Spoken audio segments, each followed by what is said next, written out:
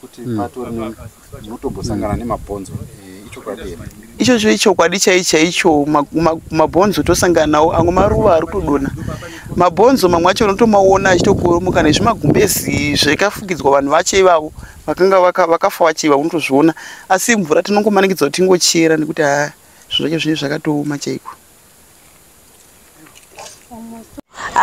Kunova mvura payakanaya handiti mvura yakanaya saka nekuda kwekuti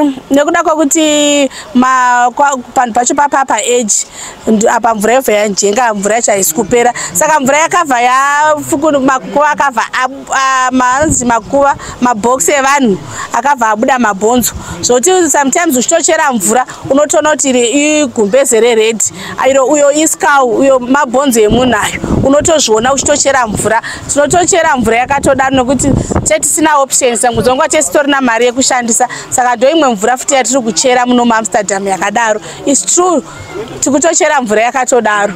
Makadi muri yeZimbabwe kusangana zvakare kwatiri kuita pano pachirongwa paJCTV Africa tiri kuno kunzvimbo yeSouthly Park inonzi Amsterdam uko kwaita dambudziko remvura raita kuti vagari vemuno munzvimbo yeAmsterdam vasvike pakuchera mvura kumakuva uko kwakaitikawo zvakare dambudziko rekuti kune vana vatatu vakafa munguva yemvura vachida kutsvaga mvura nekuti kumakuva ikoko kunojenga zvakare mvura kana kuchinge kwanaya saka vana ava vakafira ikoko uyezve kune dambudziko riri kusanganikwa naro rekuti madzimai ari kumukira kuseni kuma 3 am kuti vaende kunzvimbo ikoko kunotsvaga mvura asi vari kusangana nematambudziko ekuti vanogona kubirwa mafoni kana kuti vari kudzinganiswa uyezve varidzi vemakomba aya vari kuramba nemakomba aya vachiti makomba aya ndeedu uyezve vanotolimita vanhu kuchera mvura saka ngatisanganei nevagari vekuno munzvimbo inoyi vachitsanangurira pamusoro pedambudziko iri uyezve kuti dambudziko ravo rakwanisa kugadziswa sei. Ngatipinde muchirongwa. Greetings fellow Zimbabweans. My name is Shelton Chiangwa, also known as the People's General Shellers. I am the country director for Mr. Heritage Zimbabwe International. This is a male pageant which promotes young men who are into modeling and fashion. Our objective is that we want to use that platform to fight for drug abuse, substance abuse, and suicidal mentality that has been affecting people for the longest time. We have seen men being affected with mental health issues and leading them to take their own lives. So we are going to be using this platform through young men that are well groomed and who are disciplined and are able to showcase their talent through modeling and fashion. Tomorrow, the 28th of September 2024, we are going to be launching here at the Joiner City at the Saints and Sinners restaurant. We are going to be officially launching this pageant, and we are making a call to all the young men from ages from 15 to 30 to take part in this competition. It is a competition that is going to see them embark on a journey of a lot of exciting programs as we celebrate our heritage, as we reclaim our heritage and observe and uphold our culture. We want to bring back the Padare, where young men are taught, where young men are assisted, where young men are empowered through various programs that we have, and we are celebrating our heritage. So as we launch tomorrow, everyone is welcome. We are inviting everyone to be a part of this event. We are starting at 11 until 1 o'clock, and we will then be able to unveil our final for our date for the final.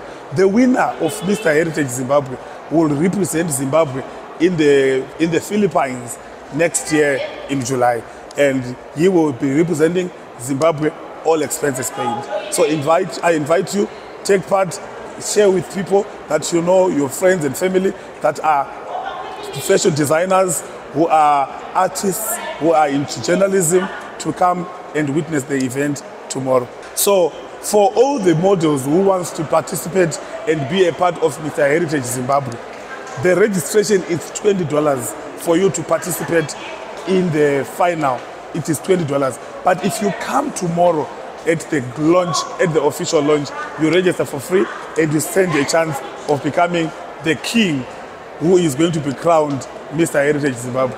See you tomorrow. Thank you. Dambudziko atiri kusangana nawo ndiwaya emvura yekuti tinorindirira mvura kubva makuseni izvozvi zvitamuka kuma 4 o'clock. Vatatosvika pana pakatozara papatori nevanhu vanenge vaitochera mvura nenga akatorindira mvura. Nanhasi izvozvi zvitakuda kutobata dzimwe 4 tisati tawana mvura yacho. Iri kunetsa inenge ichinyuka mbijana mbijana. Kusvika wazocherawo bhaketi rinozara pamwe ne 45 minutes kuti usadze bhaketi. Saka kana pakadai so tiri muna September. Dambudziko iri munoriita kusvika mwedzi ipi rinotanga mwedzi ipi? Dambudziko iri kune vamwe vanenge vasina, vamwe vanenge vane migodhi inenge isati yapera mvura vanogumisidzawo kunana August. Asi kutanga August ye vamwe vazhinji vanenge vakutoya kuno kumakumba. Vamwe vozouyawo munana September asi kazhinji kacho tinosvika muna October. Dambudziko iri riripo. Shwire yedu yatinayo tine shwire yekutoti dai hurumende yaonawo zvekuita zvinhu zvedu zvachinja kana kuti dai makwaiswa mabohosi nekuti zvinhu zvacho zvakatotiomera chaiko chaiko mvura tiri kuchera makuwa tasemoni takatasana nemakuwa tiri ngoita zvivinde zvekungoti dai tangowana mvura asi ndoma iri tonyuka ichitobva mumakuwa imomo. Tambonzwa kuchitaurwa nyaya yekuti patori munotombosangana nemabhonzo ichokwadi here? Ichocho ichokwadi chaicho mabhonzo tosangana nawo amwe maruva ari kutodonha. Mabhonzo mamwe acho unotomaona achitokoromoka nezvimagumbezi zvakafukidzwa vanhu vacho ivavo vakanga vakafa vachiva unotozviona asi mvura tinongomanikidzwa kuti tingochera nekuti zvinhu zvacho zvinenge zvakatooma chaiko.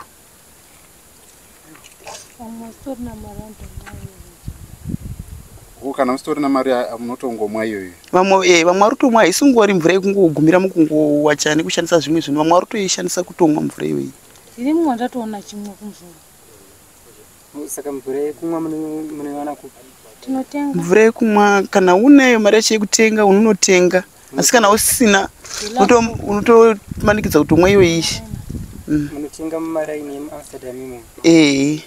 Maraiti anenge achita mari mvura. Vari kuita $4 vamwe vaita $3. Ini ndonzi Evelyn Chireka ndogara muno muAmsterdam pa839 Amsterdam.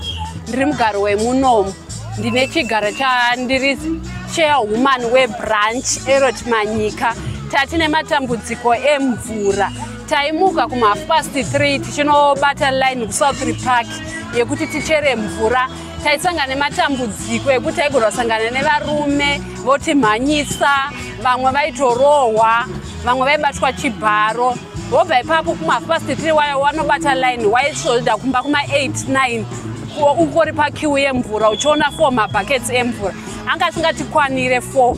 Tinotenda nezvibhorani zvaiswa hazvo kunoko asi zvishoma asi zviri nani nokuti zviri kutibatsirawo kuti mvura yedu tinge tine mvura yakaringana. Vamwe vaenda kumakomba nanhasi vachiri kuenda kumakomba kune makuva uku kuti vachere mvura. Saka tinongotendawo nezvibhorani zvaiswa. Tatichikumbirawo dai zvanchikwanisikawo vatisiro primary school nesekondari nokuti vana vedu vari kuwana matambudziko murodhi vachikwira makomba vachienda kuna machipisa ndokuchikoro kwavanoenda. Apo kunoku kwacho nakuna chikoro chimwe chete chiri kuno kuSouth Park haikwanise kusumudza vana vekuno kuti vaende kuchikoro veprimary nesekondari. Hai, tese vane zvimakomba saka zvinoreva kuti zvakatowira umu. Saka ndo patamboya makuseri paipa vachinzi kwaijira tinongononga tokanda uku. Totomwa mvura. Sikuda jira tikuda mvura. Aya man, umachira. Anenge atobuda mukofini. Iro riri jira iri. Rero atobuda umorowira mutsime umu. Vanhu vonhonga vonira.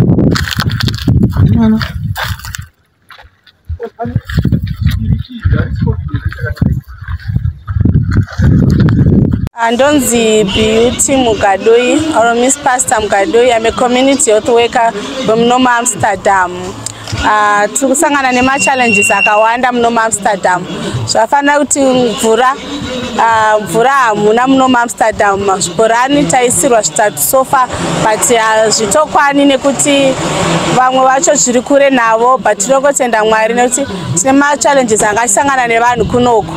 Madzimai aiti akaenda unochera mvura kumakuva vaimuka kuma 4 am, dzimwe dzenguva anomuka kuma 3, sometimes kutorarira kumvura ikoko, but tinongotenda Mwari kuti maproblems avo anenge akuzosolveko nezvibhorani zvataanazvo. Madzimai aiti akaenda kuzvibhorani vamwe vaimhanyiswa nematsotsi, like last month ndakanzwa kuti kune vakamhanyiswa kwatorwa mafoni, vatorwa mabhaketi. Mvura yavari kunochera kwacho haisi safe, mvura yacho iri mudhuze nemumakuva zvakanyanyisa zvokuti nyangwe vana inototyisa kuti vana vaende ikoko. Takatombosangana nerimwe dambudziko revana 3 vakanyura vachienda kunochera mvura vakatoshayikira ikoko nezvirwere zvemudumbu. Vamwe vari kungosangana nazvo zvirwere zvemudumbu nekumaringe nekuti mvura yacho hakuna yakanyatsokuchena kumakuva, ende nzvimbo yacho inototyisawo kuti munhu utoenda wega kunochera mvura. Ndo mamwe madambudziko atirosangana nawo muno muamsterdam. Idatya kai?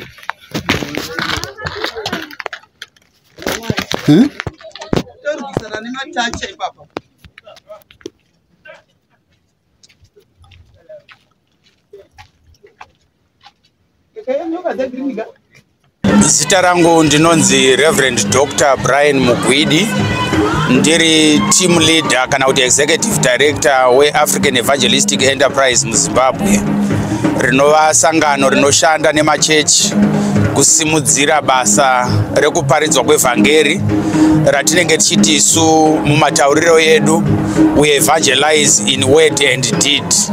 Saka nhasi tiri pano kuburikidza nechiitiko chiri pano chamuri kuona ichi, tichipemberera kuvhurwa kwechibhorani chedu chechitatu mukati menzvimbo yeAmsterdam. This is our 3rd borehole.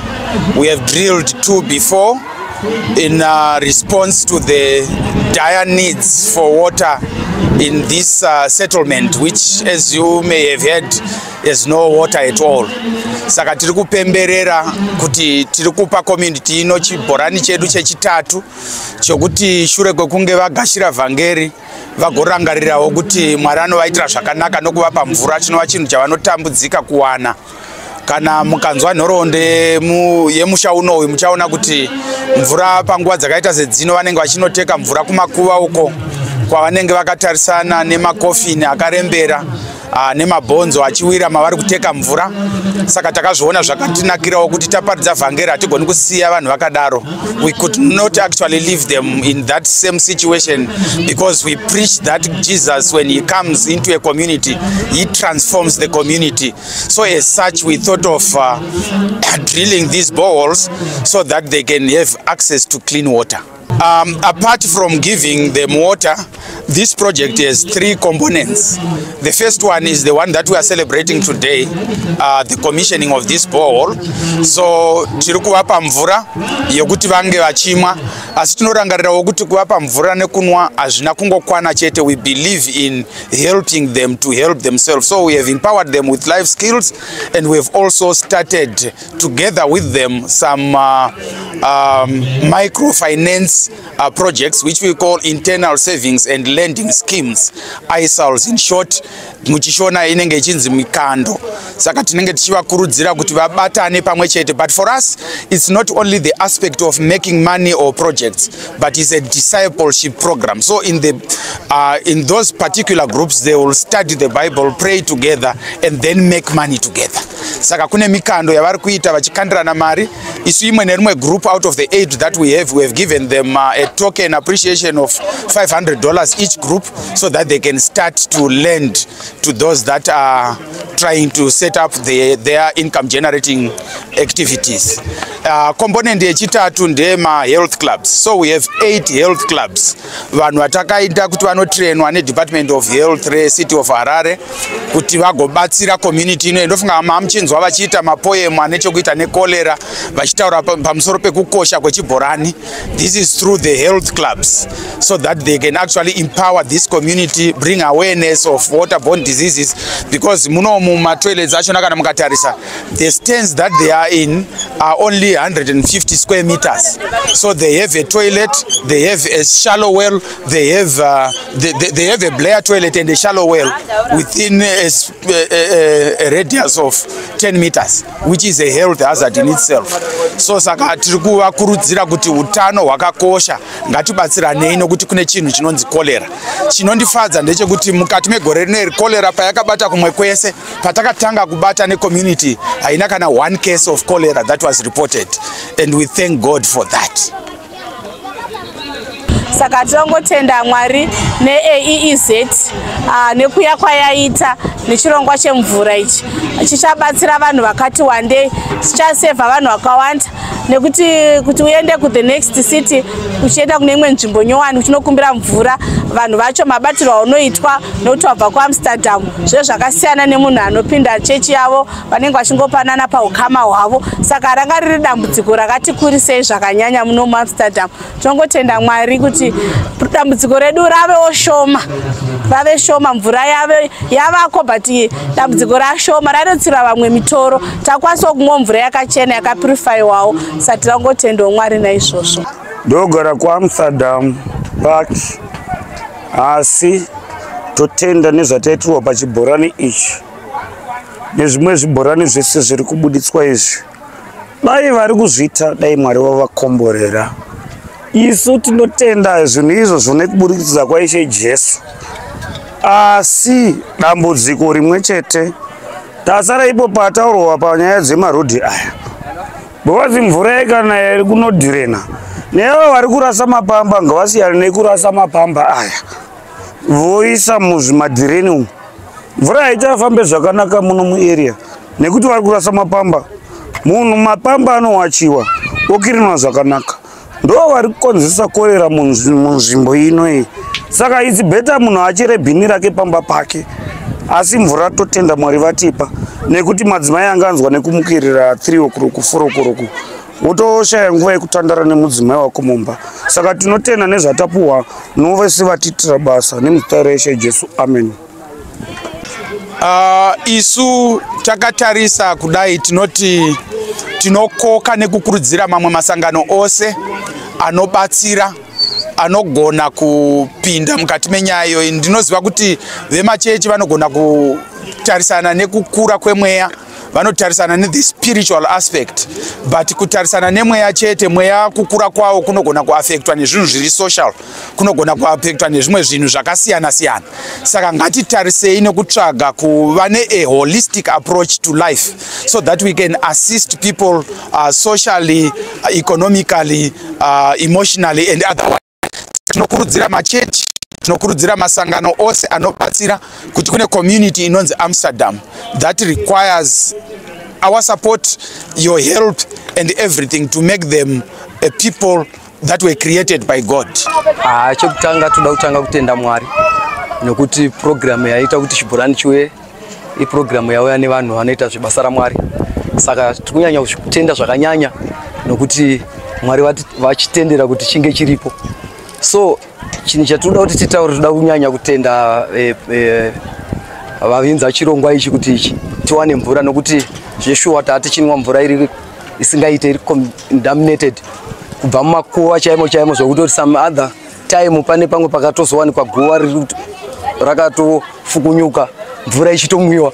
So tatine machallenges akawanda, but toda kutenda zvakanyanya because now at least challenge yedu tichinayo, but at least tane mamwe maareas atakutarisa kuti at least this ball yayo number 3 tine imwe futi yatakaitirwa zvekare. So at least ane maposition atakutokwanisa kuti tinogona kuti vamwe woenda kunounganapo wowana mvura iri nani, wowana tochizotsvaga yedu imwe kuitawo zvatinoitawo mukumhanya umu, but yakachena yekuti tinge tichinwa even nekugeza nekusukisawo ndiro dzedu takukwanisa kuiwana tiri panapa. Saka mufaro wangu zvakanyanyisa, I'm happy, ndiri kufara zvakanyanyisa nokuti at least hapana munhu asingadi mvura it's life. Munguva yekunaya kwemvura nzvimbo yedu ichiri nzvimbo iri kutry kuda kudevelop, especially because challenge yatinayo hombe ndeyekuti tine madziwa akawanda mukati menzvimbo yedu asiri nzvimbo zvinogona kuchengeta mvura. But mvura iya patime yakuti ikanaya zvinogona kusara zvakachengeta mvura nguva inenge yamboenda paipa munozobvisa kuti mvura inombonaya painoenda paipa panotanga kudevelopa zvinhu zvakawanda pamvura iri stagnant iyai zvoreva kuti pakutanga kucreatwa zvirwere zvakafanana nekorera zvakafanana nemalaria. So ndo zvimwe zvinhu zvatiri kuita challenge yazvo kuti zvimarodhi zvedu nzvimbo dzakawanda dzine zvimakomba. Saka ndio challenge yatinayo so far. Ini zita rangu ndinonzi Steven Maendaenda. Ndakamirira pasarudzo dzabva kuitika. Ndakamirira kuita kansela weward 6 Churu constituency. Tiri kubandiko remusangano weZANU-PF rinotungamirwa naBaba Mnangagwa. But unfortunately zvakaipindawo nepamwe, but we are happy kuti president ndevedu. According to mutambo uri panapa nhasi, zvinhu zvandakatanga ndichiri chairman ndopatakatsaudza mando patakatsvaga donald naformer kansela anga aripo kare, patawana donald funga 2014 vakatisira zibhorani izvi zvacho chechi 3 ndandiri chairman that time. So far ndashado kansela weward 6. Saka ndinotenda this munhu ari kutipa program iyoyi yemabhoho. Nhasi taungana pano musi wa27 tinovhura rimwe bhoho rinova rari chitatu. Mwari waitire zvakanaka, asi muno muward 6 taura chokwadi hamuna mvura, tiri pacrisis yemvura. So far kana iri nguva yekunaya iyai munotozwa tsitsi, mugodhi inozara kusvika nepamusoro, vanhu votomwa mvura yepai yokumakuwa. Tiri padhuze nepamakuwa pamagraveyard kunonzi kumbudzi kwaAmsterdam kwatogara. Saka tatikumbirawo mo mabhoho auye abatsire wabereki. Mukauya munomu kuma4 3 kuseni madzimai anopusha mabhara kunochera mvura mufuku like tiri kumusha kunge tisina kansela, elected kansela arimo. Last time for the first 5 years pakune futi kansela futi weopposition. Saka where are we going? Hapana kwatiri kuenda, vanhu svinurai. President ndo anopa vanhu zvinhu, kana muzopa rabha mucharabha, president ndo anopa vanhu zvinhu. Maziso awo tisu. Iye kansela akapinda wacho hapana ari kuita. Ini ndishando ndikutoshanda, sorry, ndiri kutoshanda ndanozobhora zvitatu rodi tiri kuvharavharawo. Saka aiwa tinoti next time vanhu tisvinurei, bata paZANU-PF, bata panonaka. Ndatenda hangu. Thank you Zimbabwe.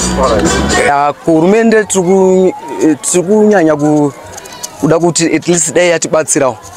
Because some other time yakambouya ikadhirira mamwe maporos but madays ecampaign ayo, but maporo iwayo akangodhirirwa bhangosiwa akaita se kana kuti tizoziva kuti zvichafamba zitungonzonza ibhoro rakanga rine chekuita necampaign rakangosiwa rakadaro. Saka itori challenge hatisiuza kuti hurumende ipapo inoda kuti itose. Saka tachitarisa kuti at least pamwe dai yauya futi since tine organization yekutibatsira kutipa mamwe maresources emvura yauya at least yagadziswa futi zvinhu zvaikangosiyira panzira. Saka hatisiuza kuti vari kuti tikudii ipapo.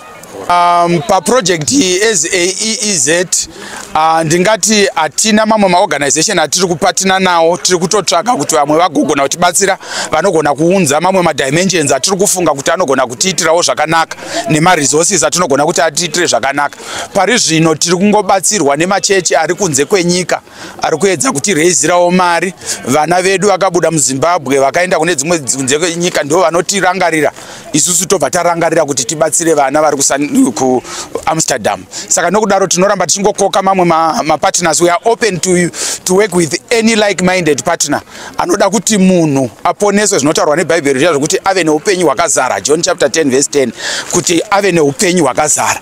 Upenyu hwemunhu hunozara chete kana mweya wake waponeswa, kana nyama yake iri parinani, kunyangwe nemweya wake uri pazororo achiziva kuti zvandinoda zvinowanikwa. Saka zvinhu izvozvi, I know Zimbabwe we are very of resources, only that sometimes we misuse or we don't know how to use our resources. So I'm calling upon all like-minded people and organizations to let us join hands together so that we can support the people in Amsterdam to make a better life, a better living.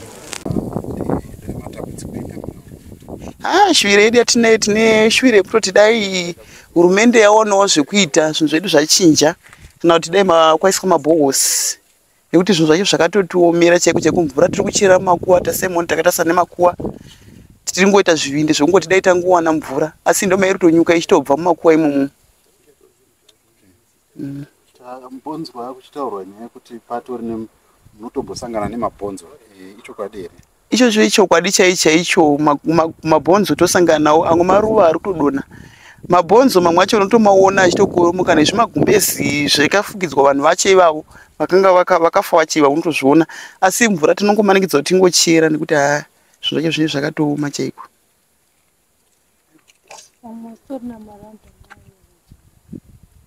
Kana usitorina mari munotongomwa iyoyo. Vamwe vari kutomwa, haisingori mvura yekungogumira mukungowacha nekushandisa zvimwe zvinhu, vamwe vari kutoishandisa kutomwa mvura iyoyi. Ndiri mumwe ndatoona chimwe kumvura. Saka mvura yekumwa munoiwana kupi? Tinotenga. Mvura yekumwa kana unayo mari yacho yekutenga unotenga, asi kana usina unotomanikidza kutomwa iyoyi. Munotenga mumaraini emuamsterdam imo? Anenge achiita mari mvura? Vari kuita $4, vamwe vaita $3. Kana pasitorina mvura kuita yekutseketudza, munowana mabhaketi mangani pazuva vamuzosheya kugeza pamunenge muti zvakaoma? Patichiti zvakaoma pacho, kana wakwanisa kuti iwewe unokwanisa kumira kubva makuseni kusvika kumanheru, unokwanisa kuwanako mabhaketi kana 8 unenge uinawo uchirindirirawo kunyuka kwainenge ichiita mbijana mbijana. Asi kana usingazvikwanisi zvakafanana nekuti kana usina nguva, kana wani racho chairo unogona kurishayiwa, nekuti kune vamwe vanotouya vachidzokera vasina. Ichokwadi here kuti kunomboitika makesisi ekuti munhu akachera gomba rake anenge akuda kurwisana nevanhu kuti ndekana gomba rangu? Ichokwadi chaicho nekuti ipapa patanga takatomirira pamberi apo, asi muridzi wegomba abva auya akati ndakuda kuchera mvura, chimbobvisai zvinhu zvenyu ndichere inini. Saka kuti atobva panapa manje manje ndozvabva kutoitika. Kazhinji kacho izvo zvidai kunzi maramba mutori pano, pane vanotouya apa wotouya wototi vanhu varidzi vane chikoro, saka vanotosvika wototi tauya kuzochera mvura, isu tombomira nekuti tisina zvikomba zvacho. Tanzwa kuti pane madzimai ari kubatwa amudhorobha paunomuka uchichera mvura. Izvozvo zvakaitika nguva yakapfuura iyo.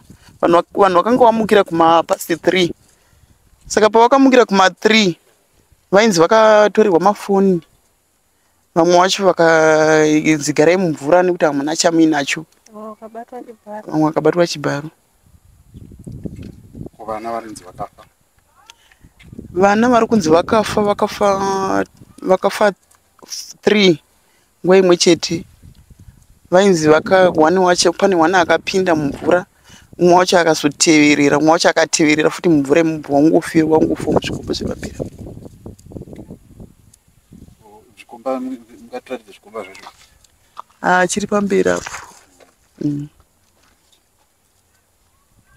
Project yemvura ndingati tatanga kuita muno muAmsterdam, asi tine pfungwa dzekuti kana zvinhu zvedu zvichitifambira zvakanaka, gore rapera tanga tiine mission kuKwamutare, tikasangana futi nedambudziko rakafanana neremunomu. Saka tiri kutsvaga mamwe mapartners anogona kubatana nesu kuti tinoita futi zvemvura Kwamutare. Asi tine mamwe mabasa atakaita kunzvimbo dzakasiyana siyana, vana Bangeti kunyanya kwatakatrena madzimai makore mazhinji apfuura, kusona nokuvapa mishina yokunotangisa kusona, ndezvimwe zvataakuda kuti titange kurivaivha mumatauni akasiyana siyana. Saka mashandiro atinoita isu, community atinoshanda nayo ndiye inenge yatibvumira kuti uya muite basa rekuparidza vhangeri. Kana taona basa iroro tinozotarisa zvemamwe manidzi avo kuti toshanda navo sei zvichienda mberi after kuparidzwa kwevhangeri. Saka tiringotarisira kuti all things being equal, we are going to spread out to other cities. Gore rinouya tarisiro yedu ndiye kuti tinenge tiri kuChinhoyi, saka ikoko futi tichange taakuita mamwe maprojects anofanana neiyaya kana Mwari vatitendera.